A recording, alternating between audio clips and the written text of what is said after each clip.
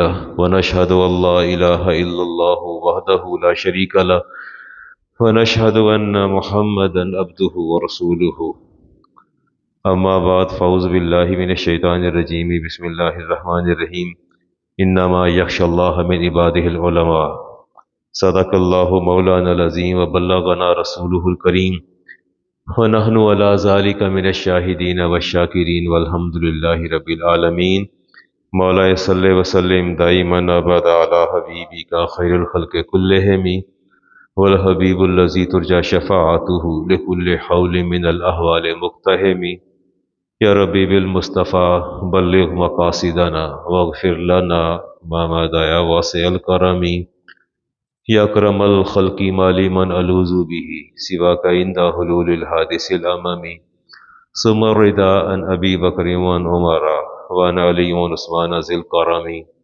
مولا صلی وسلم دائما ابدا علی حبیبک خیر الخلق کلہم۔ گزشتہ جمعۃ المبارک کو ہم بات کر رہے تھے تکبر پر، غرور پر، انا پر، خود پسندی پر۔ میں جب بھی دیکھتا ہوں لوگ مجھ سے پوچھتے ہیں کہ علامہ صاحب وہ یہ شب معراج آ رہی ہے تو کون سی عبادت کرنی چاہیے؟ عبادتوں کے اور ریاضتوں کے دل دادا۔ اچھا علامہ صاحب، بلکہ عمران صاحب بڑی عجیب سی بات، میں نے کھولا واٹس ایپ تو کویسچن آنسر کا ایک گروپ ہے، اس میں بچے نے پوچھا ہوا تھا کہ علامہ صاحب یہ جو ہم بلڈ ڈونیٹ کرتے ہیں کیا یہ باعث اجر و ثواب ہے یا نہیں ہے؟ ایک بات اس نے کہا جی میں یہ چاہتا ہوں کہ یہ جو بلڈ ڈونیٹ اگر اجر و ثواب ہے تو اس کو میں اپنے بزرگوں کو ثواب کو ایصال کر دوں، جیسے قرآن خوانی کی جاتی ہے۔ اور میں اس کا سوال سن رہا تھا، جواب نہیں دیا میں نے، ابھی بہت سارے سوالات تھے، ٹائم کم تھا میرے پاس، تو سوال ہر وقت اجر و ثواب کے چکر میں، یہ نفل پڑھ لو، یہ وظیفہ پڑھ لو، سمندر کی جھاگ کے برابر گناہ معاف ہو جائیں گے، یہ ورد کر لو، یو کر لو، ہر وقت اسی چکر میں، ہر وقت اسی چکر میں۔ شیخ ریاض صاحب یہ نہیں پوچھتے کہ علامہ صاحب میرا یہ عمل تکبر کے زمرے میں تو نہیں آ رہا، اس میں خود پسندی تو نہیں ہے، کہیں میرے سارے اعمال ہی برباد نہ ہو جائیں، یہ نہیں پوچھتے۔ یہ تو پوچھتے ہی نہیں ہے نا کہ علامہ صاحب میں کسی کا استحصال تو نہیں کر رہا، اپنے سب آرڈینیٹس کا، اپنے ملازمین کا، اپنے فیکٹری کے جو اہلکار ہیں ان کا استحصال تو نہیں کر رہا، سارا زور ہی عبادات کی طرف ہے۔ اور ایک بات لوگوں کے ذہن میں علماء نے بٹھا دی ہے کہ صلاۃ تسبیح پڑھنی چاہیے، میں عبادات کی نفی نہیں کر رہا، لیکن وہ جو اللہ نے اعلیٰ ساخت پر انسان پیدا کیا تھا وہ انسان کہاں ہے اور انسانیت کہاں گئی؟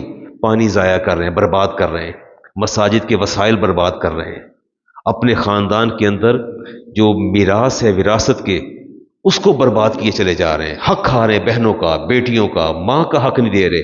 الٹا مجھے کہتے ہیں کہ میں نے کہا بیٹا ماں کا حصہ دیا نہیں، امی تو ہمارے ساتھ ہے۔ میں کہ ساتھ ہے کا کیا مطلب ہے؟ تو یہ میں کہ آپ کو سمجھ آ گئی امی نہیں، امی رہتی اسی گھر میں، ہمارے ساتھ ہے، میں سب سے چھوٹا بیٹا، مجھ سے پیار کرتی، ہمارے ساتھ ہے۔ تو میں کہ اللہ تعالیٰ کو نظر نہیں آیا کہ ماں تمہارے ساتھ ہے؟ تم ماں کے ساتھ ہو یا ماں آپ کے ساتھ ہے؟ اللہ کو پتہ نہیں چلا کہ ماں اس کے ساتھ ہوگی؟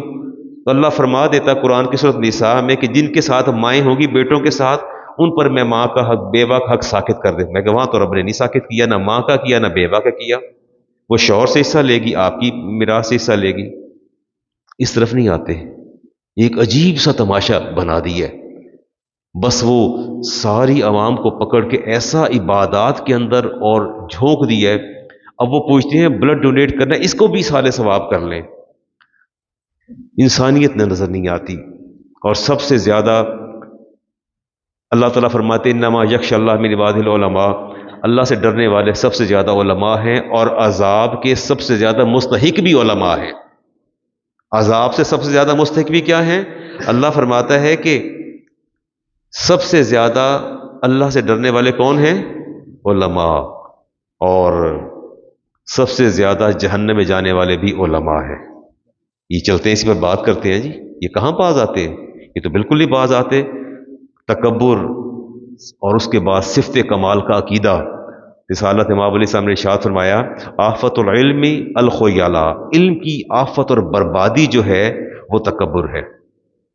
اور امام غزالی رحمۃ اللہ تعالی علیہ فرماتے ہیں کہ سب سے زیادہ متکبر علماء ہوتے ہیں، ان کو وافر حصہ ملا تکبر کے اندر سے، علماء کو وافر حصہ ملا تکبر سے۔ اللہ نہ واسطہ ڈالے آپ کا ایسے علماء کے ساتھ رونت اور تکبر، خود پسندی اور انانیت۔ میں تو اسی طبقے میں سے ہوں نا، میں تو دیکھتا ہوں۔ مجمع الزوائد کی روایت حدیث میں لے رہا ہوں جی، اب سنیے گا ذرا۔ پہلی بات تو یہ ہے کہ جی حدیث پاک میں آتا ہے کہ عالم ہمیشہ دوسروں کو جاہل سمجھتا ہے۔ کیا سمجھتا ہے؟ جاہل۔ آپ مجھ سے کہ بات پوچھیں نا کہ جی فلاں نے کہہ رہا تھا یہ بات کس نے کی، میں کہوں وہ تو جاہل ہے، اسے کیا پتا۔ یہ جوہلا کی باتیں ہیں۔ یہ کس کی باتیں ہیں؟ جوہلا۔ ایک مسپرسیپشن اگر ڈیولپ ہو رہی ہے آپ سب کے اندر۔ عمران صاحب نے پوچھا کہ علامہ صاحب یہ اس کے بارے میں کیا خیال ہے، تو میں کہتا ہوں عمران صاحب یہ تو جوہلا کی باتیں، حالانکہ عمران صاحب خود اس بات کے قائل ہوتے ہیں نہیں پتا تو نہیں پتا، اس میں کیا بات ہے۔ میں نے فوراً کہنا ہے یہ تو جاہلوں کی باتیں، اس کا مطلب ہے کہ میں عالم ہوں اور آپ سارے جاہل ہیں۔ میرے نبی نے فرمایا ایسے متکبر عالم دوسروں کو جاہل سمجھتے ہیں، اور پھر فرمایا سلام میں ہمیشہ پہل کی توقع کرتے ہیں۔ ایسے ہاتھ باندھے کھڑے رہیں گے اور جب تک آپ قریب آئیں تو پھر ایسے اتنا سا ہاتھ آپ کو دے دیں گے، اول تو دیں گے ہی نہیں، دور سے ہی ایسے کر دیں گے، ورنہ اتنا سا ہاتھ آپ کے ہاتھ میں دے دیں گے۔ اور کوئی خود پہل کر لے اسلام کرنے میں تو پھر مسرت کا اظہار کرتے ہیں، خوش ہو جاتے ہیں کہ اس نے صحیح کام کی ہے، یہ جینون آدمی ہے، اس کو پتہ چل گیا۔ اور اول تو دعوت قبول ہی نہیں کرتے، اگر قبول کر لیں تو پھر ہمیشہ اس کو احسان سمجھتے ہیں کہ یہ میں نے اس پر احسان کیا، میں اس کے گھر آیا، اور پھر اگلے مرحلے پر اعتراف شکر مندی کے طلبگار بھی ہوتے ہیں۔ آپ نے مجھے کھانے پہ بلا لیا، آپ کھانے پہ بلا لیا، اول تو میں نے آنا نہیں ہے، سیدھی سی بات ہے، میں نے 10 بہانے کرنے ہیں، بڑی منتیں اور بڑے واسطوں کے بعد آپ کے گھر آؤں گا، اس کے بعد مجھے توقع ہے کہ واپسی پر آپ مجھے گیٹ پر چھوڑیں، کم از کم 10-20 مرتبہ کہے کہ میرا شکر ادا کریں کہ آپ نے کتنا کمال کیا ہے، ہمارے گھر آئے، ہمارے گھر میں پتہ نہیں کیا برکات کا ظہور ہو گیا، وہ بھی آپ نے ضرور کرنا ہے۔ میرے نبی نے فرمایا اس کو بھی لازم سمجھتے ہیں کہ ہمارا اعتراف شکرمندی کیا جائے، لوگ نیکی کریں اور یہ ان کے لیے لازم ہے، اور خود کسی کے ساتھ حسن سلوک نہیں کرتے، خود کسی کے ساتھ حسن سلوک نہیں کرتے، ملاقات بھی کم کرتے ہیں، ملاقات بھی کم کرتے ہیں، اور بیمار ہو جائیں تو چاہتے ہیں کہ سب لوگ عیادت کو آئیں، سب لوگ عیادت کرنے کے لیے آ جائیں، میل جول کم رکھتے ہیں، اور دوسروں کی آخرت کا ہمیشہ خوف ہوتا ہے۔ نئی بات سمجھ میں آئی؟ مجھے افتخار صاحب کی آخرت کا بڑا خوف ہے، پتہ نہیں کیا بننا ہے ان کا، سمجھ نہیں آ رہی ان لوگوں کا کیا بننا ہے۔ آگے جا کے حدیث بھی پڑھتا ہوں اس پر۔ شیخ ریاض صاحب ان کو دوسروں کی آخرت کا بڑا خوف ہوتا ہے، یہ پہچان ہے متکبر عالم دین کی، متکبر لوگوں کی پہچان ہے۔ آگے حدیث پڑھتا ہوں جا کے، اور وہ سمجھتے ہیں کہ میرے پاس علم ہے اور علم ہی ذریعہ عرفان الہی ہے۔ آپ کو بھلا رب کا کیا پتا؟ آپ کو نہ رب کی معرفت حاصل ہے نہ عرفان حاصل ہے، وہ تو مجھے حاصل ہے کیونکہ میرے پاس علم ہے، اور عرفان الہی اور معرفت الہی جو ہے وہ آپ کا تو کام ہی نہیں ہے، چاہے آپ حلال رزق کھائیں، کبھی وائلیشن نہ کریں شریعت کی، پھر بھی عرفان الہی کا حقدار میں ہوں، آپ اس کے حقدار نہیں ہیں۔ اور تزکیہ نفس، قلب و نفس جو ہے وہ تو میرے لیے، آپ کے لیے تھوڑی ہے، چاہے جتنی مرضی عبادت کر لیں۔ رسالت امام علیہ السلام عبداللہ ابن عباس حدیث کے راوی فرمایا یکونوا قوما یقرؤون القرآن، ان قریب میری امت میں ایسے لوگ آئیں گے قرآن پڑھیں گے، لا یجاوز حناجرہم، فرمایا یہ قرآن ان کے حلق سے نیچے نہیں اترے گا، یقولون، اور پھر کہیں گے قد قرأنا القرآن، ہم نے قرآن پڑھا، فمن اقرأ منا، یار ساڈے ورگا کوئی پڑھ سکتا ہے؟ ساڈے ورگا قرآن کوئی پڑھ سکتا ہے؟ ہم قرآن پڑھتے ہیں۔ کہتے ہیں فمن اقرأ منا، ہم سے بہتر کون پڑھ سکتا ہے؟ ومن اعلم منا، اور ہم سے زیادہ عالم کون ہے؟ ہم سے زیادہ، میں نے کہا ذرا میں اپنی باتیں بھی آپ سے کر لوں نا، آپ نے کہا گزشتہ جمعۃ المبارک کو علامہ صاحب نے تکبر کی باتیں کر کر کے ہمیں ڈرا ڈرا کے ہمارا ستیہ ناش کر دیا ہے، اپنی بات کرتے ہی نہیں، تو میں اپنی بات کر رہا ہوں نا۔ کہتے ہیں فمن اقرأ منا، ہم سے بہتر قرآن. آپ میرے سامنے کوئی دو آیات پڑھ لینا تو ظاہر ہے غلطی ہوگی آپ سے. جنہوں نے پرانے وقت میں پڑھا یا جنہوں نے پراپر کسی قاری سے نہیں پڑھا، یہ گھر میں ماں نے کسی خاتون ٹیچر کو بلا لیا پڑھ لیا، تو ظاہر ہے زیر زبر کا فرق، کہیں مد کرنی شد کہیں کھینچنا، فرق تو پڑ جاتا ہے. میں تو فوراً بے قرار ہو جاؤں گا. فمن اقرأ منا، اور یار ایسے نہیں پڑھتے، مجھے سنو میں کیسے پڑھتا ہوں، مجھے سنو نا، یہ غلط پڑھتے ہو. قرآن نہیں پڑھنا آیا، عمر تمہاری دیکھو نا، داڑھی سفید ہوگی، قرآن نہیں پڑھنا آتا، اٹک اٹک کے پڑھتے ہو، یہ کرتے ہو وہ کرتے ہو. مجھے سنو نا. فمن اقرأ منا ومن اعلم منا، مجھ سے بہتر علم والا کون ہے، پڑھنے والا کون ہے. میرے نبی نے ارشاد فرمایا، جو بندہ رک رک کے اٹک اٹک کے قرآن پڑھتا ہے، اس کو اللہ تعالی حافظ قرآن سے زیادہ ثواب عطا فرماتا ہے، اس کو زیادہ ثواب عطا فرماتا ہے. اور فرمایا زبانی پڑھنے والے سے دیکھ کے پڑھنے والے کو اللہ زیادہ اجر عطا فرماتا ہے. تو بات تو یہ ہے، ادھر آئیے نا، اپنے اجر و ثواب کی بات یہاں بھی کیجیے. ثم التفت الی اصحابہ، پھر آپ نے اپنے صحابہ کو دیکھا اور فرمایا اولئک منکم ایھا الامہ اولئک هم وقود النار. فرمایا یہ میری امت کے لوگ، اے صحابہ یہ میری امت کے لوگ ہوں گے اور یہ جہنم کا ایندھن ہوں گے. جہنم کا. حذیفہ بن یمان نا مصلی پہ نماز پڑھا رہے تھے، ایسے نماز پڑھائی نا مصلی پہ، نماز توڑ دی، نماز توڑ کے ادھر پیچھے ہٹ کے بیٹھ گئے اور زاروں قطار رونا شروع کر دیا. صحابہ نے کہا یہ کیا ہوا ہے، کوئی پتہ نہیں ایسا ذہن میں حادثے کا خیال آیا یا کیا صورتحال پیدا ہوئی. سب اکٹھے ہو گئے اور کہا کہ کیا ہوا، نماز چھوڑ دی آپ نے، جماعت توڑ دی، وجہ کیا ہے.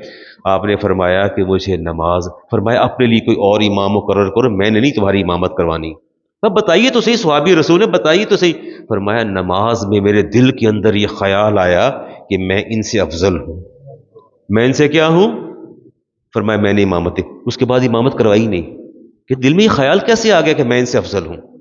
تو فرمایا میں نماز نہیں کرواؤں گا، جاؤ اپنا کوئی اور امام تلاش کر لو، میں تمہاری امامت کرنے کا اہل نہیں ہوں. اور امام بخاری کی حدیث رسالت امام علیہ السلام نے ارشاد فرمایا العالم اذا ذل ذل بذلته عالم. فرمایا عالم جو ہے اگر وہ پھسلتا ہے تو وہ نہیں پھسلتا بلکہ پورا ایک عالم پھسل جاتا ہے، پورا ایک عالم پھسل جاتا ہے. میں بھی گاڑی میں آ رہا تھا اور گاڑی میرے بھانجے حفیظ صاحب چلا رہے تھے. اچانک کہتے ماموں یہ سوال تھا، اس سوال کا جواب دے دیں. تو میں کہ بیٹا دکھاؤ مجھے. میں نے اس سے موبائل لیا، اب ذرا آپ کی توجہ درکار ہے ورنہ بات اوپر سے گزر جائے گی. میں نے سوال کو دیکھا، آپ بھی سنیے سوال. ایک شخص کا نکاح ہوا ہے،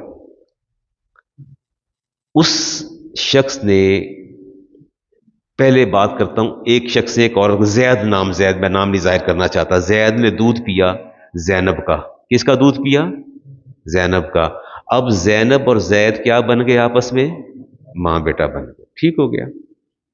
اب ایسا ہوا کہ زید نے کے آگے بیٹا ہوا، ٹھیک ہے، ادھر زینب جو ہے وہ اس کی کیا لگی؟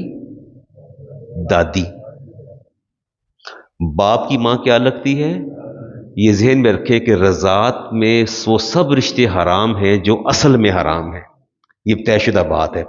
اب زینب کے ہاں جو اولاد ہوگی، زینب لگی اس شخص کی، یعنی زید کے بیٹے کی دادی لگی. اب دادی کے ہاں جو بیٹی پیدا ہوئی اس کا نکاح ہو گیا زید کے بیٹے سے. 4 بچے بھی ہو گئے، 4 بچے بھی ہو گئے ہیں، شادی کو 6 سال گزر گئے ہیں، پتہ ہی کوئی نہیں. وہ جا کے اب پتہ چلا کہ تو دودھ پیا ہوا تھا. اب بتائیے وہ جس سے نکاح ہوا اس کی کیا لگتی تھی؟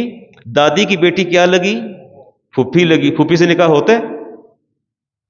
میں نے ابھی اس کو دیا، وائس ریکارڈ کروا دی کہ یہ تو نکاح منعقد ہی نہیں ہوا.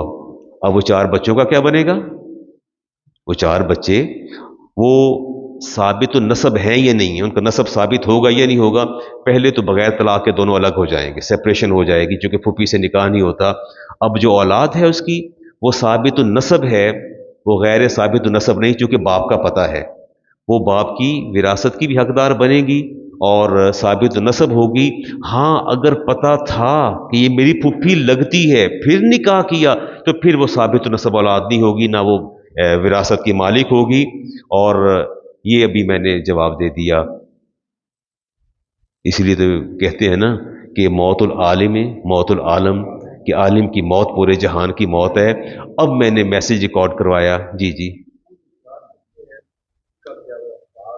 نہیں اب وہ چونکہ نسب ان کا ثابت ہے، یہ میں نے کہا نا ثابت النسب، ان کا نسب ثابت ہے، اسی باپ کا نام لکھا جائے گا، اسی کی وہ وراثت کے حقدار ہوں گے، کیونکہ جب نکاح ہوا تھا تو انہیں پتہ نہیں تھا، علم میں نہیں تھا، اور اگر علم میں ہوتا تو وہ پھر ولد الزنا ہوتے، وہ پھر وراثت کے حقدار بھی نہیں تھے۔ اب ان کو الگ کر دیا جائے گا اور ان کے نام کے ساتھ جو ہے اسی والد کا نام لکھا جائے گا، لیکن سپریشن ہو جائے گی، اور دونوں لڑکی اور لڑکے کو جو ہے استغفار اور توبہ کی تلقین کی جائے گی، وہ توبہ کرے کہ سارا کا سارا معاملہ مبہم تھا، لا علمی کی بنیاد پر ہوا۔ یہ چھوٹی چھوٹی باتیں آپ سے شیئر کرتا رہتا ہوں کہ زندگی میں اگر کہیں کی ایسی صورتحال پیدا ہو تو آپ کو پتہ چل جائے۔ تو گویا عالم کا بھٹک جانا پورے جہان کا بھٹک جانا ہے۔ العالم اذا ذل ذلت بذلتہ العالم، پورا عالم بھٹک جاتا ہے۔ میں یہاں بیٹھ کے آپ کو غلط مسئلہ بتا دوں تو کیا ہوگا، نتیجہ نہیں پتا اب کیا ہوگا۔ آپ تو کہیں وہاں علامہ صاحب نے بتایا ہے سارے عمل پیرا ہوں گے، وہ سارا عذاب میری گردن پر ہے، سارا عذاب میری گردن پر ہے۔ رسالت امام علیہ السلام نے ارشاد فرمایا کہ جاہل کا 10واں حصہ بھی گناہ کے عالم کے لیے بہت بڑا گناہ کبیرہ ہوتا ہے۔ ایک جاہل بے خبر وہ گناہ کرے، اس کا 10واں حصہ اگر عالم کرے اس کے لیے گناہ کبیرہ ہوتا ہے۔ اور میرے رب نے فرمایا عالم جو ہے، کچھ علماء کو کہا اللہ نے فرمایا کہ یہ کتے اور گدھے سے بھی بدتر ہیں۔ آئیے دیکھتے ہیں۔ مثل الذین حملوا التوراۃ ثم لم یحملوها، فرمایا وہ لوگ، اللہ فرماتے ہیں سورۃ جمعہ میں، وہ لوگ جن کو ہم نے تورات دی اور وہ عالم تھے، لم یحملوها، عمل نہیں کرتے، کمثل الحمار، ان کی مثال اس گدھے کی ہے، یحمل اسفارا، جس نے ہر وقت اپنے پر بوجھ اٹھا رکھا ہے۔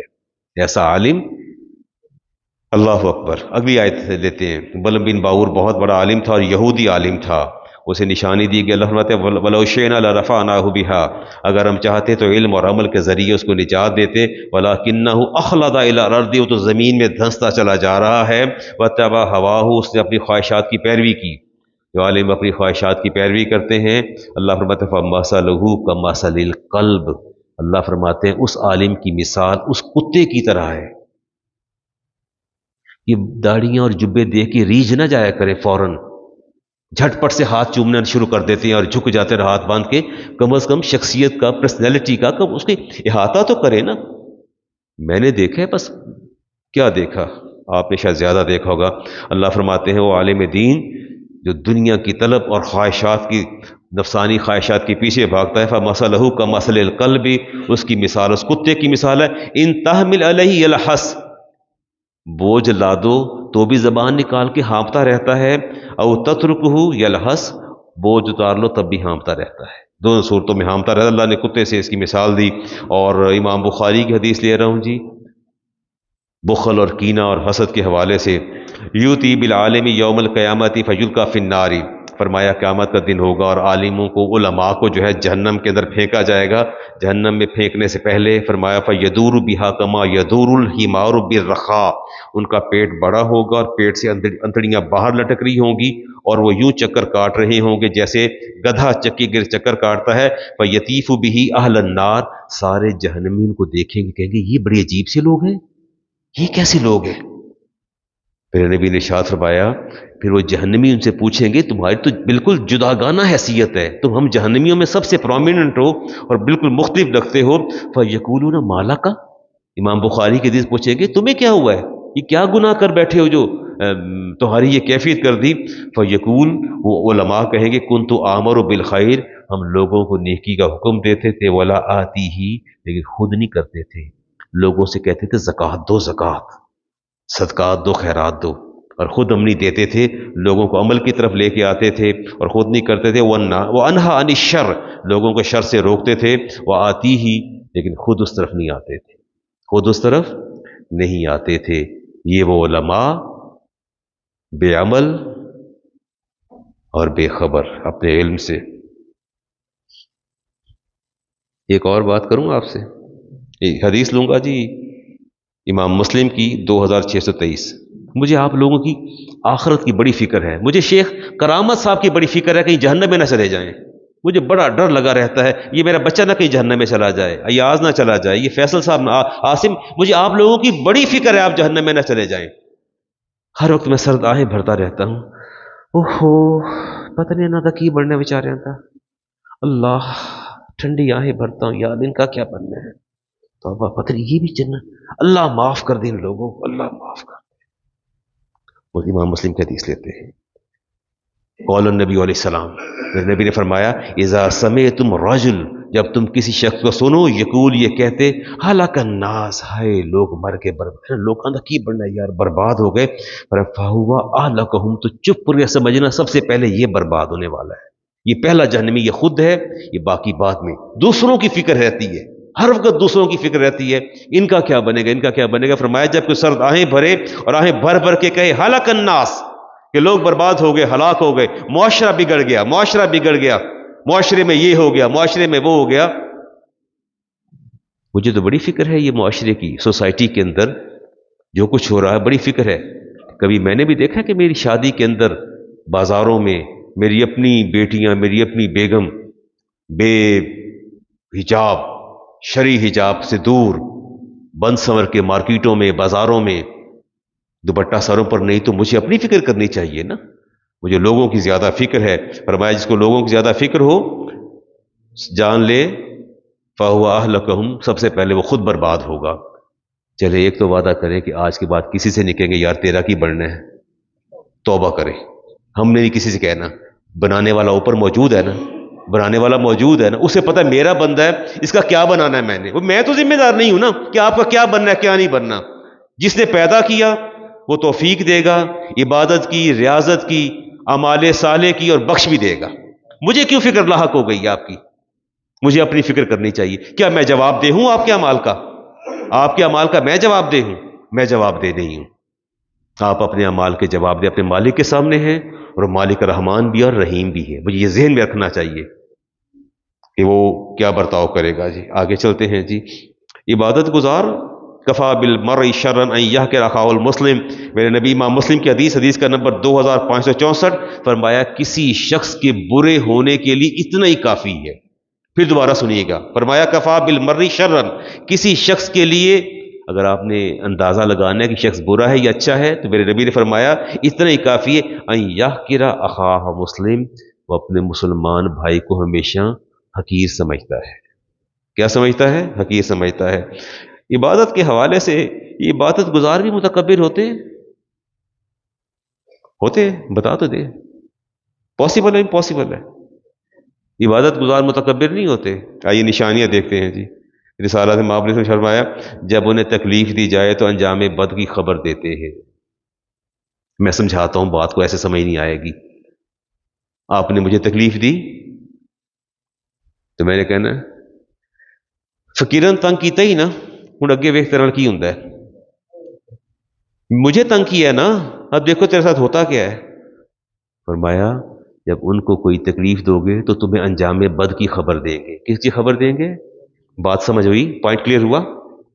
مجھے آپ تکلیف دے، میں نے کہنا ہے کوئی گل نہیں، پھر کی ہوا ہے، سان تکلیف دیو گے نا تو پھر جو ہونا پھر اگے ویکھ لینا، رب بھی پوچھے گا، کیونکہ میرے پاس گارنٹی ہے نا۔ ہاں، اور آپ نے فرمایا مصیبت زدہ کو ہمیشہ سزا یافتہ تصور کرتے ہیں۔ میاں شاہد صاحب مصیبت زدہ کو ہمیشہ کیا سمجھتے ہیں؟ سزا یافتہ۔ عمران صاحب کی والدہ علیل ہیں، انہیں اللہ تعالیٰ صحت تندرستی عطا فرمائے اور ان کا سایہ تعدیر ان پر قائم رکھے۔ ایک پریشانی، دوسری پریشانی، تیسری پریشانی، ایک مجھ سے ذکر کر دینے کا علامہ صاحب مجھے یہ پریشانی ہے، میں نے کہنا ظاہر ہے جو کچھ کیتا لگے تھے آنا ہی ہے نا۔ اصل میں جو کچھ ہو رہا ہے یہ آپ کے اعمال کی وجہ سے ہے۔ مصیبت زدہ کو ہمیشہ سزا یافتہ تصور کرتے ہیں۔ مجھے یہ بتائیے کہ جو پیغمبروں پر مصائب اور آلام آتے تو ان کے بارے میں کیا خیال ہے؟ ان کے بارے میں کیا کہیں گے آپ؟ ہاں، سنن دارقطنی کی روایت 738 نمبر، رسالت مآب علیہ السلام کے پاس ایک شخص کی عبادت کا ذکر ہوا، روز ہی چرچا ہوتا تھا، یا رسول اللہ بڑا فلاں بندہ بڑا عبادت گزار ہے، فلاں بندہ بڑا ریچ جاتے ہیں، ہم فوراً ریچ جاتے ہیں، بڑے عبادت گزار ہے۔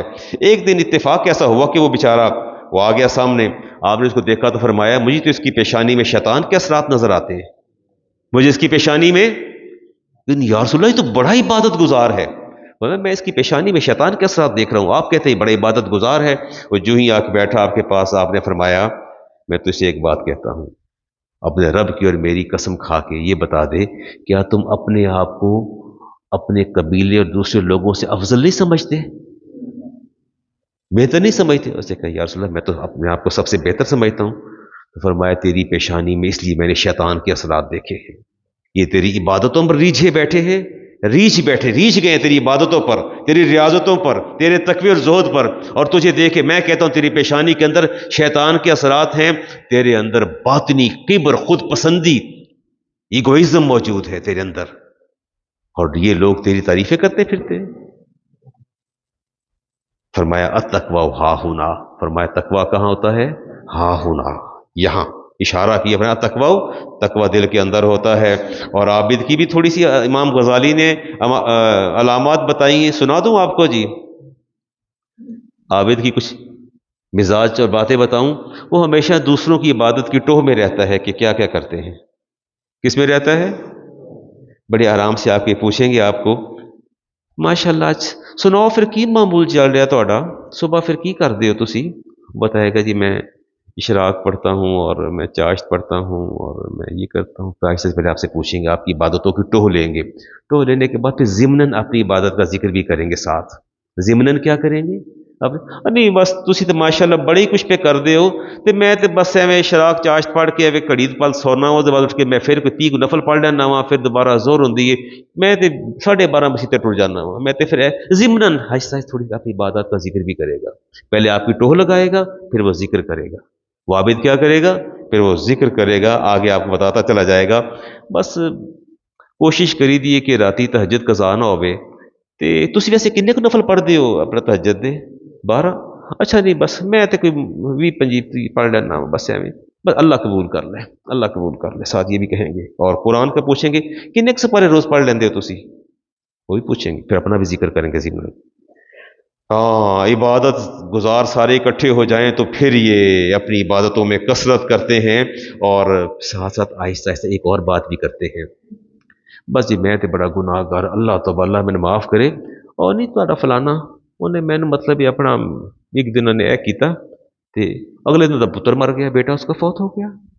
میں کہ ولی نہیں ہے، بس میں اللہ کو توبہ کرنا، بس میں اللہ کو توبہ کرنا، میں ولی تے نہیں ہے. ساتھ ساتھ اپنی کرامات بھی بتاتے جائیں گے، ساتھ ساتھ اپنی کرامات کو بھی بتائیں گے. فرمائیں گے فلاں نے مجھے یہ تکلیف پہنچائی، اس کا مال لٹ گیا، میں تے بددعا نہیں کی تھی، بس میں تے اللہ نے پسند نہیں آئی گل.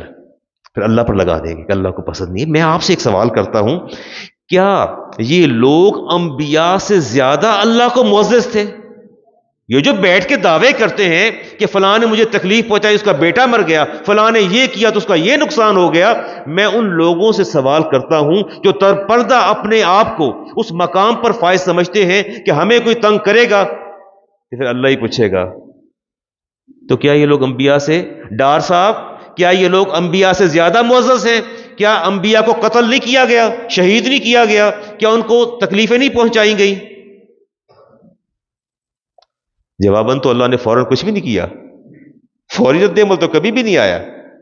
موسیٰ علیہ السلام نے دعا مانگی، پتہ نہیں کتنے سال بعد دعا قبول ہوئی، اللہ نے فوری رد عمل کا اظہار تو نہیں کیا. تو گویا یہ لوگ متکبر، عبادت گزار، ریاکار، خود پسند، اپنے آپ کو انبیاء سے بھی زیادہ معزز اور رب کے قریب سمجھتے ہیں. ہمیں کوئی تکلیف دے گا تو پھر یہی کچھ ہوگا. اللہ کی پناہ مانگے، اللہ کی پناہ مانگے. خدا ایسا وقت نہ لائے، کبھی نہ سوچئے گا کہ فلاں نے مجھے تکلیف دی تو اس کے ساتھ یہ ہو گیا. اللہ تعالیٰ کی ذات بہتر جانتی ہے کس کے ساتھ کیا ہونا ہے اور کس کے ساتھ کیا ہی ہونا. معیار ہم نے خود قائم کر لی، یہ سارے معیار ہمارے اپنے قائم کردہ ہیں. ذوق پرواز میں یہ لوگ اتنی بلندی پر چلے جاتے ہیں اور حد افلاک سے یہ پرندے آگے گزر جاتے ہیں، اور پھر خلا کی وسعتوں میں جاتے ہیں تو انہیں سمتی دکھائی نہیں دیتی، کچھ نظر ہی نہیں آتا. وہاں ان کے بے پالوں پر جب پر جھڑنے لگتے ہیں تو یہ گوشت کا لوتھڑا بن کے نیچے آ گرتے ہیں. پھر انہیں احساس ہوتا ہے کہ ہم کیا تھے. خوف خدا سے بے نیاز یہ لوگ اور خود پرست، انہیں اپنے انجام کی خبر نہیں ہوتی. اللہ فرماتے ہیں اِنَّكَ لَن تَخْرِقَ الْأَرْضَ وَلَن تَبْلُغَ الْجِبَالَ طُولًا. اللہ ایک سوال آپ سے کرتے ہیں، اللہ فرماتے ہیں میرے حبیب ان بندوں سے پوچھو یہ اکڑ اکڑ کے چل رہے ہیں، یہ کریں گے کیا؟ یہ کیا کریں گے؟ آسمان کو چھو لیں گے، یہ زمین کو پھاڑ لیں گے؟ ان سے پوچھے کر کیا سکتے ہیں؟ کچھ بھی نہیں کر سکتے۔ اقبال نے کہا تھا مت کر خاک کے پتلے پہ غرور و بے نیازی اتنی، خود کو خودی میں جھانک کر دیکھ تیرے اندر رکھا کیا ہے۔ بات چلتی ہے انا کی طرف، چلتی ہے ایگو سینٹرک ہونے کی طرف، چلتی ہے ایگوئزم کی طرف بات چلتی ہے، تو کبر و استکبار جو ہے وہ اندر بھرا بھرا پڑا ہے اپنے اندر، اور پھر کہتے ہیں میں تو کبھی تکبر کیتا ہی نہیں۔ شیطان نے کیا کیا تھا؟ کیا کیا تھا؟ اس نے کہا تھا کہ انا خیر من، یہ تو کہا تھا میں سے بہتر ہوں۔ آپ بھی اپنے آپ کو دوسروں سے بہتر سمجھتے ہیں؟ امام حسن سے کسی نے پوچھا تقویٰ، تقویٰ متقی کسے کہتے ہیں؟ امام حسن سے پوچھا تو آپ نے فرمایا متقی وہ ہوتا ہے جو دوسروں کو اپنے آپ سے افضل سمجھے، دوسروں کو اپنے آپ سے بہتر سمجھے۔ کیا سمجھے؟ اور جب دل میں یہ خیال آ جائے انا خیر من، تو یہ خیال کس کا ہے؟ قرآن کہتا ہے شیطان نے کہا تھا۔ کس نے کہا تھا؟ تو آپ کیا کہیں گے؟ آپ کیا فرمائیں گے؟ میں سے بہتر ہوں یا وہ مجھ سے بہتر ہے؟ وہ بہتر، کبھی نہ کہیے گا، ٹھیک ہے۔ اور شیطان نے دلیل بھی پیش کی تھی، اس نے دلیل دی تھی خلقتنی من نار و خلقتہ من طین، میری بہتری کی وجہ یہ ہے کہ میں آگ سے پیدا ہوں اور وہ یہ مٹی سے پیدا ہوئے ہیں۔ شیطان سے غلطی ہو گئی، کیا ہوئی؟ غلطی ہو گئی۔ اس نے کہا کہ میں آگ سے، عقلی استدلال ہے نا، عقلی استدلال ہے۔ اس نے استدلال کیا تھا کہ میں آگ مٹی سے بہتر ہے، آگ مٹی سے بہتر ہے۔ کاش اس نے سوچا ہوتا کہ جوہر تخلیق آگ جو ہے، اس کی تاثیر جو ہے آگ کے اندر نہیں ہے، حدت آگ کے اندر نہیں ہے، نہ بات تھی آگ کی تاثیر کی اور نہ مٹی کی پست ہونے کی۔ آپ کیا سمجھتے ہیں کہ آگ ہمیشہ جلاتی ہے؟ ہمیشہ جلاتی ہے؟ اس کے اندر تاثیر تو اللہ تعالیٰ نے کیا دکھایا ہے؟ قرآن کیا کہتا ہے؟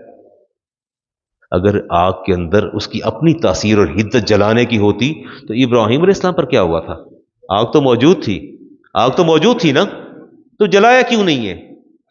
چھری کا کیا کام ہے؟ کاٹنا، کاٹتی ہے نا، تو کیوں نہ کاٹا چھری نے گلا؟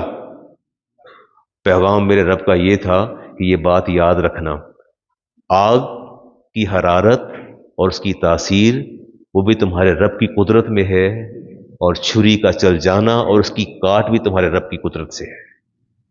نہ کمال جو ہے آگ میں ہے، نہ ذرہ خاک میں ہے، نہ شعلہ نار کے اندر ہے۔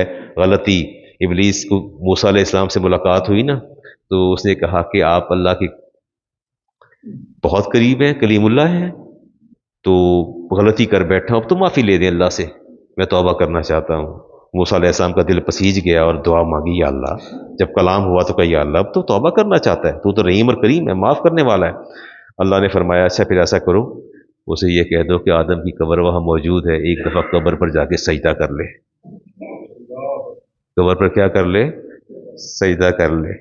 موسیٰ علیہ السلام نے ابلیس سے کہا میں تیرا معافی نامہ لے آیا ہوں، دا موسٹ ایزیسٹ وے، بڑا آسان طریقہ ہے، ہلکا سب آ جا، چل میرے ساتھ قبر پر سجدہ کر لے، تیری معافی ہو جائے گی، قیامت تک مخلوق بھی تیرے شر سے محفوظ ہو جائے گی۔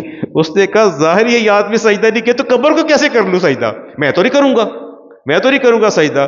اللہ نے فرمایا کہ موسیٰ دیکھ لیا آپ نے یہ کیا چاہتا ہے اور کیا کہتا ہے؟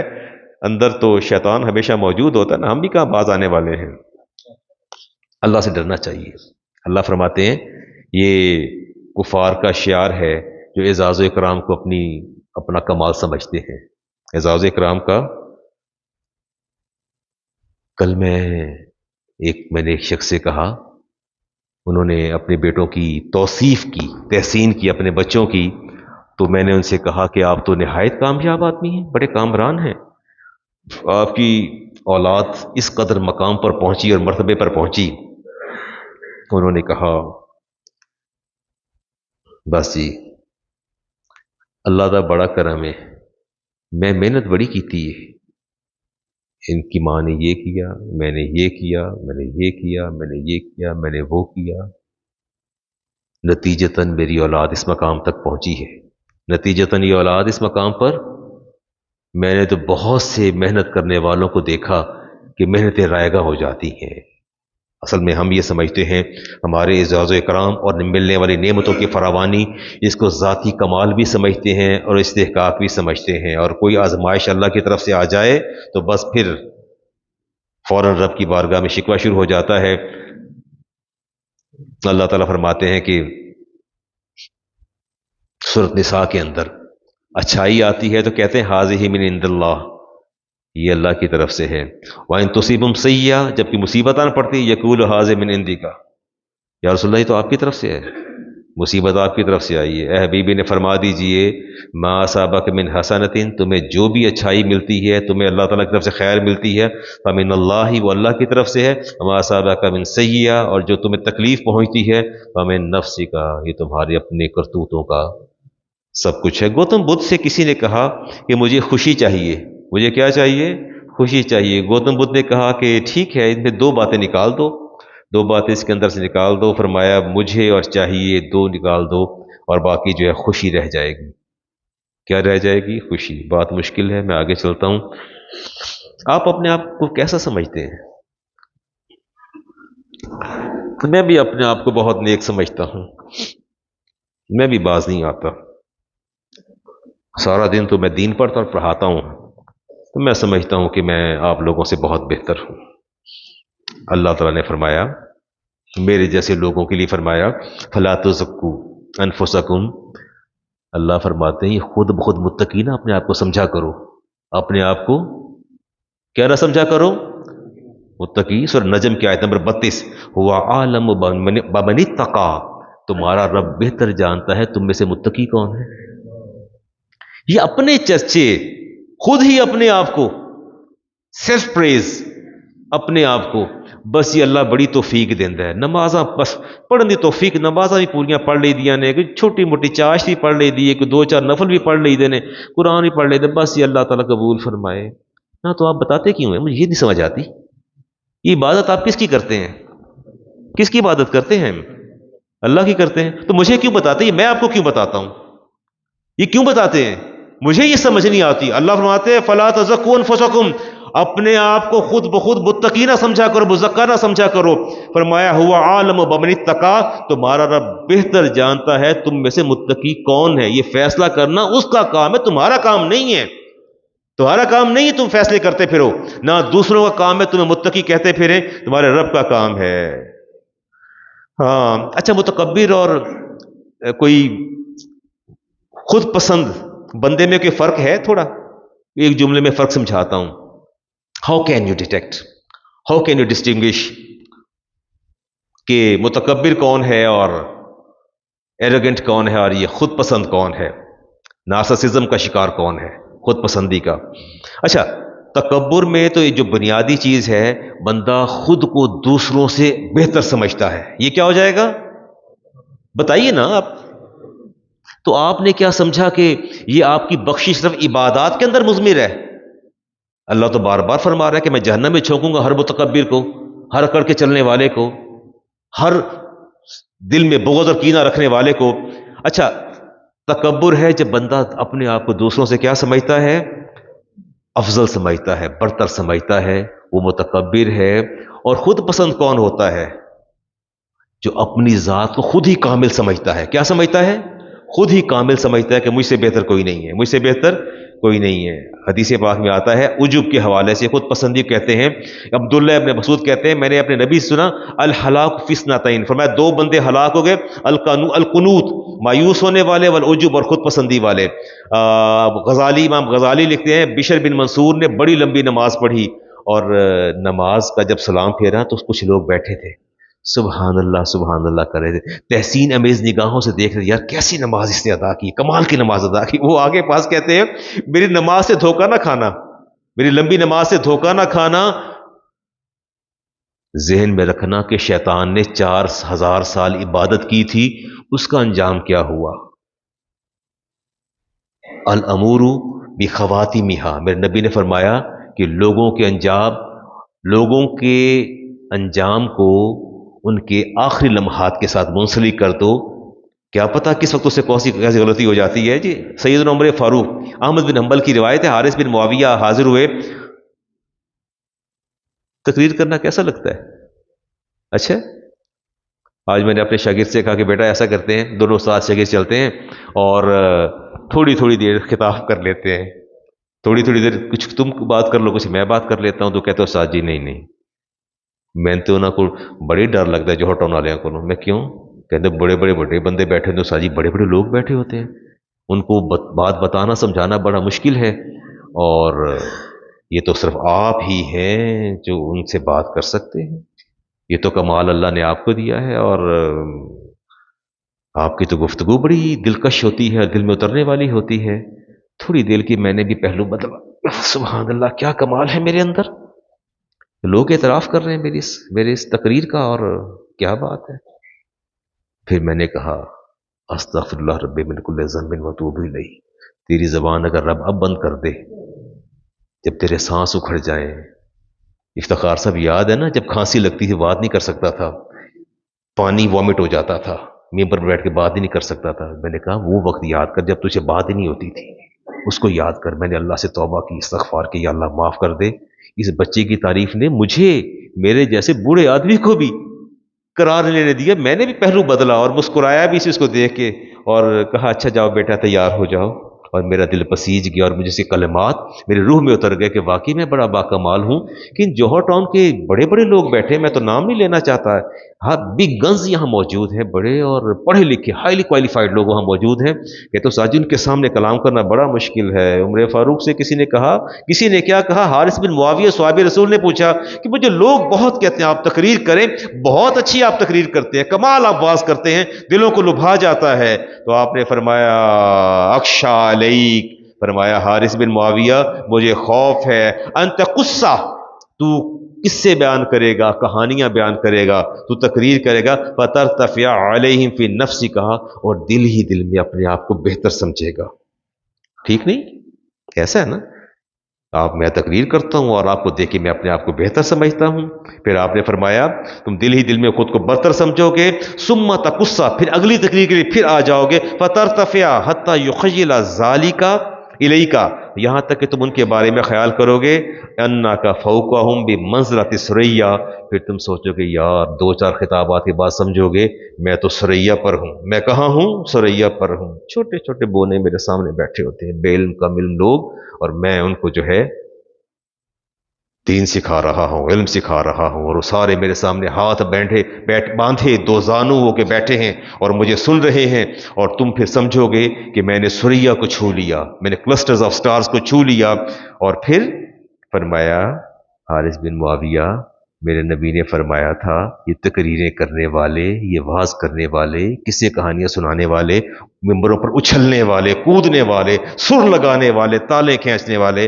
فرمایا اور پھر یہ سمجھنے والے کہ ہم نے سریا کو چھو لیا، لوگ ہمارے سامنے تو زانوں ہو کے بیٹھے ہیں، وَيَدْعَقَ اللَّهُ تَحْتَ أَقْدَامِهِمْ يَوْمَ الْقِيَامَةِ بِقَدْرَ ذَلِكَ، جتنے لوگ اس کے سامنے بیٹھ کے اس کے خطاب سے محظوظ ہوتے ہیں اور وہ سمجھتا ہے میں نے سریا کو چھو لیا، روز قیامت اس کا سر زمین پر ہوگا، اور وہ سارے لوگوں سے اللہ تعالیٰ اس کے سر کو روندنے کا حکم دے گا، وہ سارے اس کے سر پر پاؤں رکھ کے گزریں گے، اس کو سر کے وہ سارے لوگ روندیں گے، وہ لوگ جو تقریروں کے شوقین اور یہ سمجھنا کہ ہم ان سے افضل ہیں۔ میں تحدیث نعمت کے لیے بات کر رہا ہوں، مجھے اللہ معاف فرما دے، سلام کے بعد یقین جانیے میرے دوست اگر وہاں بیٹھے ہیں، وہاں بیٹھے، میں خود پاس جا کے سلام لیتا ہوں، خود ان سے جا کے ملتا ہوں، اسی جبے سے میں جاتا ہوں سلام کرتا ہوں، تاکہ اللہ تعالیٰ میرے اندر کوئی ایسا رائی کے دانے کے برابر بھی کوئی ایروگنس پیدا ہو، اللہ تعالیٰ اس کو ختم فرما دے، اللہ تعالیٰ اس ذلت و رسوائی سے بچائے، دعا کیا کریں اللہ تعالیٰ سے، اللہ تعالیٰ تکبر سے بچائے۔ تو فرمایا ان علماء کے سروں کو روندیں گے، کون لوگ روندیں گے؟ سامعین، کون روندیں گے؟ اور وجہ کیا ہے؟ ہم اپنے آپ کو افضل سمجھتے ہیں نا، آپ سے بہتر سمجھتے ہیں، اور فیض احمد فیض نے کہا تھا قرب کے نہ وفا کے ہوتے ہیں، جھگڑے سارے انا کے ہوتے ہیں۔ امام مسلم کی حدیث لے رہا ہوں، حدیث کا نمبر 3001، رسالت امام علیہ السلام کے پاس آپس میں ملتے ہیں، باہمی ستائش شروع ہو جاتی ہے، باہمی ستائش سمجھتے ہیں، باہمی ستائش، ایک دوسرے کو تعریف کرنا، میں آپ سے ملتا ہوں، آپ بڑے عظیم آدمی، اور نہیں جی نہیں، آپ کا تو جواب ہی کوئی نہیں ہے، میں کہ نہیں نہیں سر تسی بڑے فیاض بڑے سخی بڑا تھوڑا نا ہے تھوڑی بڑی خدمات ہیں. وہ کہتے ہیں نہیں جی میری کیا ہے آپ کو تو فلاں فلاں جانتا ہے فلاں فلاں کرتا ہے. دونوں باہمی ستائش میں مشغول ہوتے ہیں. آپ بھی باہمی ستائش کرتے ہیں. Keep yourself bum. There is no need to praise anybody. بالکل اپنے آپ کو سائلنٹ رکھیے. دونوں شخص باہمی ستائش کر رہے تھے. امام مسلم کی حدیث کا نمبر 3001 رسالت امام علیہ السلام نے سنا. فرمایا لقد اہلکتم. فرمایا کیوں ایک دوسرے کو مار رہے ہو قتل کر رہے ہو کیوں ہلاک کر رہے ہو ایک دوسرے کو. فرمایا وَأَقْطَعْتُمْ ظَهْرَ الرَّجُلِ. تم نے تو اس کی کمر ہی توڑ کے رکھ دی ہے. تم نے تو اس کی کیا کر دی ہے. یہ باہمی ستائش جو ہے یہ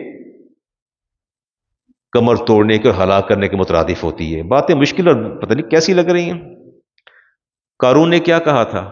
قارون نے کہا تھا انما اوتیہ علی علم عندی. مجھے جو کچھ اللہ نے دیا میرے علم کی بدولت دیا. کس کی بدولت دیا. علم کی بدولت دیا. اللہ نے فرمایا کہ اپنا انجام دیکھ تو قیامت تک زمین میں دھنستا رہ جائے گا اور نشان عبرت بن جائے گا. امام حسن فرماتے ہیں کہ مجھے میرے والد نے. امام حسن کے والد کون ہیں. مولا علی. فرماتے ہیں مجھے میرے والد نے اور میرے والد کو میرے نانا نے بتایا خود پسندی 70 سال کے اعمال کو برباد کر دیتی ہے. خود پسندی 70 سال کے اعمال کو برباد کر دیتی ہے. اور بشر حافی فرماتے ہیں کہ میں نے ایسا شخص نہیں دیکھا جو شہرت کا طالب ہو اور پھر رب نے اس کا دین نہ برباد کر دیا ہو اور رسوائی اس کے دامن میں نہ آن پڑی ہو. یہ شہرت کے طلبگار لوگ ایسے ہی ہوتے ہیں. امام بخاری کے حدیث کا نمبر 5789. ابی ہریرہ اس کے راوی قال بینما رجل یمشی فی حلۃ تعجبہ نفسہ مرجل جمعتہ. یہ مشکل سی بات ہے. کر لوں آپ سے مشکل بات. ویسے امام بخاری کے حدیث سے بتا دیتا ہوں کیسا لگتا ہے اچھا لباس پہن کے بال سنوار کے اور چلنا باہر نکلنا اور پلٹ پلٹ کے لباس کو دیکھنا اور پھر کبھی قمیض کی کریز ٹھیک کرنا کبھی شرٹ اپنی ٹھیک کرنا اور کبھی پھر بال اچھے بنا کے جیل لگا کے بالوں پر فیشل کروا کے اور سیلون سے اور اس کے بعد پھر باہر نکلنا اور نکلنے کے بعد پھر دائیں دیکھنا اور بائیں دیکھنا اینڈ نوٹ کرنا ایکسپریشن آف ادرز. دوسروں کے تاثرات میرے بارے میں کیا ہیں. پھر کوئی دیکھے تو پھر اپنے آپ کو دیکھنا. رسالت امام نے فرمایا بینما رجل. ہم نے ایک شخص کو دیکھا یمشی فی حلۃ. بڑا اچھا لباس پہن رکھا تھا بڑا اچھا جبہ پہن رکھا. توجبہ نفسہ. اور اپنے آپ میں اکڑ کے چل رہا تھا اور خود پسندی کا شکار ہو کے جا رہا تھا. نفسہ مرجل. بال بڑے مرجل کہتے کنگھی کرنا. بالوں سے بڑے اچھے سنوار رکھے تھے جمعتہ بالوں کو. اور فرمایا وہ قیمتی جوڑا پہن کے آگے جا رہا تھا کبر و نخوت کے ساتھ. تو فرمایا کہ اللہ تعالیٰ اس کو جلد زمین کے اندر دھنسائے گا. اذا خسف اللہ بہ. اللہ اس کو دھنسائے گا. فہو یتزلزل الی یوم القیامت. قبر میں ڈالیں گے تو زمین میں دھنستا جائے گا دھنستا جائے گا دھنستا till the day of judgement. Till the day of قیامت تک. ہم اللہ کی پناہ چاہتے ہیں. اللہ کی پناہ چاہتے ہیں. یہ حسن اسی کا دیا ہے رزق اسی کا دیا ہے. نہ ہمیں حسن پر ناز ہے نہ اپنے مال پر ناز ہے نہ اپنے لباس پر ناز ہے. میری ابتدا مجھے یاد ہے ایک نطفے کے قطرے سے. دا ڈراپ آف سیمن. اللہ فرماتا ہے ہم نے گندی بوند سے بدبودار پانی سے تمہیں پیدا کیا ہے. قرآن میں اللہ فرماتا ہے ہم نے بدبودار پانی سے پیدا کیا ہے. اور جب تمہیں موت دیں گے تمہارا وجود ہی ختم کر دیں گے. تمہارا وجود ہی ختم کر دیں گے. جب بھی دل میں لباس کا خیال آئے ان چیزوں کا خیال آئے تو میں تو ہمیشہ کہتا ہوں کہ ہمیں اپنی ابتدا اور انتہا پہ جو ہے وہ غور کرنا چاہیے. اللہ تعالیٰ سے ڈرتے رہنا چاہیے جی. ہمیشہ اس کی پناہ مانگتے رہنا چاہیے کہ تکبر کہیں دل کے اندر جو ہے وہ آ کے جگہ ہی نہ کر لے. بس بات میں ختم کرتا ہوں جی. آئیے نا اللہ سے پناہ مانگے. اللہ کی توبہ کرے. اللہ سے توبہ کرے. پناہ نہیں مانگیں گے اللہ کی. کس بات سے مانگیں گے. اللہ کی پناہ. ہم اللہ کی کیا چاہتے ہیں. اللہم انی اعوذ بک من نفخۃ الکبریاء. یا اللہ میں تکبر خود پسندی کے جھونکے سے بھی تیری پناہ چاہتا ہوں. میں تکبر اور خود پسندی کے جھونکے سے بھی میں ایگوئزم سے تیری پناہ چاہتا ہوں. میں سیلف پریز سے تیری پناہ چاہتا ہوں. جی چلیں جی بات ختم کرتے ہیں. ساتھ ساتھ میں اپنا یہ سرمن بھی سمیٹتا ہوں اور آپ سے بات بھی کرتا ہوں. وہ پوچھ رہے ہیں جی ہمارا ایک ساتھی ہے وہ جب قعدے پہ بیٹھتا ہے تو السلام علیکم ایھا النبی اسی کی تکرار کرتا چلا جاتا ہے. اس سے پوچھا گیا کہ اس کی تکرار کیوں کرتے ہو؟ تو اس نے کہا مجھے اچھا لگتا ہے. اور اس کے بعد وہ سلام پھیر دیتا ہے. کیا پھیر دیتا ہے جی؟ سلام پھیر دیتا ہے. تکرار کرتا ہے کس چیز کی؟ نہیں، السلام علیکم ایھا النبی. وہ کہتا ہے جی مجھے بہت اچھا لگتا ہے. اور کیا کہیں گے اس کے بارے میں؟ یہ خلاف سنت ہے اور بدعت ہے. یہ خلاف سنت ہے اور بدعت ہے. کیا ہے؟ نماز وہی جو میں نماز میرے نبی کی نماز. میرے نبی نے فرمایا نماز ایسے پڑھو جیسے مجھے دیکھتے ہو. یہ نمازوں کے اندر اپنے جذبوں کو ایک طرف رکھ کے سنت مصطفیٰ کا اتباع ہونا چاہیے. سوال انہوں نے پوچھا ہے کہ علامہ صاحب ڈائلسس کی مشین میں دینا چاہتا ہوں زکوٰۃ کے پیسوں سے ہاسپٹل کو. آپ فرما دیجئے کہ کیا یہ درست ہے؟ Is it possible? ڈائلسس کی مشین یہ گڈ ڈیڈ نہیں ہے، نیک عمل نہیں ہے. وہ زکوٰۃ کے پیسوں سے مشین دینا چاہتے ہیں جی، ہاسپٹل کو دے سکتے ہیں. پھر دوبارہ پوچھتا ہوں، ڈائلسس کی مشین دینی ہے، ہاسپٹل کو ڈونیٹ کرنی ہے، دینی زکوٰۃ کے پیسوں سے تو دی جا سکتی ہے. دیکھیے اگر آپ زمین دیتے مشین دیتے ہیں تو بہت کتنے لوگ اس سے فیضیاب ہوں گے اور کتنا ہوگا فائدہ ہوگا. جو پیارے ان افورڈیبل لوگ ہیں وہ کیا ظاہر ڈائلسس کروا لیں گے، فائدہ ہو جائے گا. تو نہیں ٹھیک. زکوٰۃ سے دینی ہے جی. زکوٰۃ کا بنیادی جو کرائٹیریا ہے that is transfer of the complete ownership. Transfer of the complete ownership. یہ کس کو ٹرانسفر کر رہے ہیں؟ ہاسپٹل کو. Is it possible? میں نے میت کو کفن دفن دینا، زکوٰۃ کے پیسے دے دوں؟ کیوں؟ تملیک شرط ہے. کیا شرط ہے؟ تملیک شرط ہے. مالک بنانا شرط ہے. کیا شرط ہے؟ کسی کو مالک بنانا شرط ہے. اور یہ بنیادی چیز ہے، اس کو ہمیشہ یاد رکھیے گا. از دیر اینی ادر وے؟ کوئی دوسرا راستہ ہے؟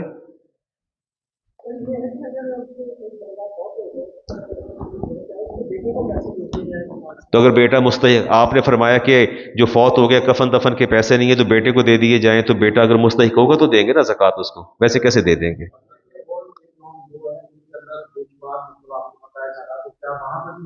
جی کہاں دوبارہ؟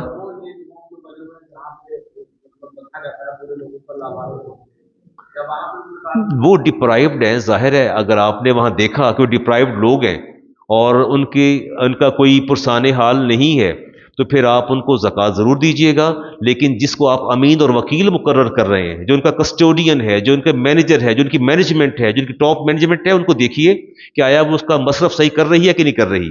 اس کو بھی دیکھیے گا. کیونکہ حدیث پاک میں آتا ہے زکوٰۃ نکالنے سے زیادہ تردد زکوٰۃ کے جو مصارف ہیں ان کو دیکھنا چاہیے.